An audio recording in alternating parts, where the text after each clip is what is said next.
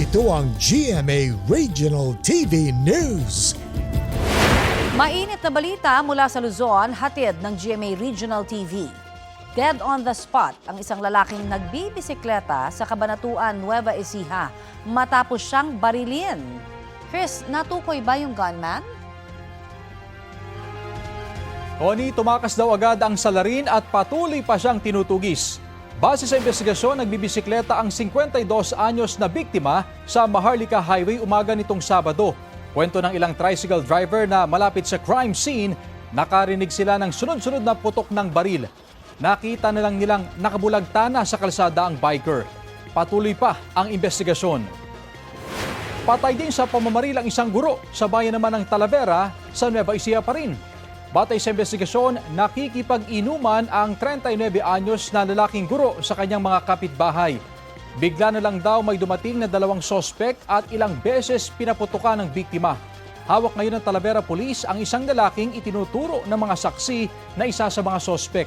Sabi niya, sumuko siya sa pulisya para linisin ang kanyang pangalan. Pamilya raw ang turing niya sa biktima.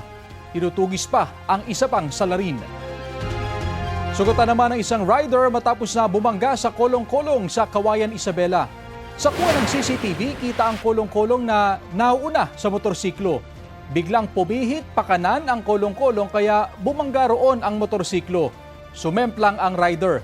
Ayon sa driver ng kolong-kolong, hindi niya napansin ang motorsiklo. Dinala sa ospital ang rider dahil sa mga tinamong sugat sa katawan. Kumakala pa ng ibang impormasyon ng pulisya, pero inaasahan daw nilang magkakaareglo ang dalawang panig.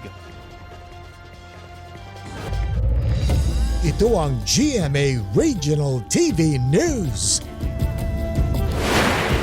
Mainit na balita sa Visayas at Mindanao, hatid ng GMA Regional TV. Nalunod ang isang heavy equipment operator sa Hinigaran Negros Occidental. Sara, ano daw nangyari?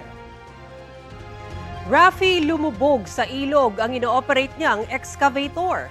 Hulikam ang pangyayaring yan habang nagki-clearing operation ng excavator sa tabing ilog. Makikita na nakalubog na sa putik ang parehong track nito habang unti-unting tumatagilid.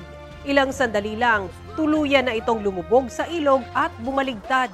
Humingi ng tulong ang mga saksing residente. Sinubukan daw ng mga rescuer na iligtas ang operator pero malakas ang agos ng tubig. Ayon sa pulisya, nasawi ang operator matapos matrap sa loob ng 3 oras.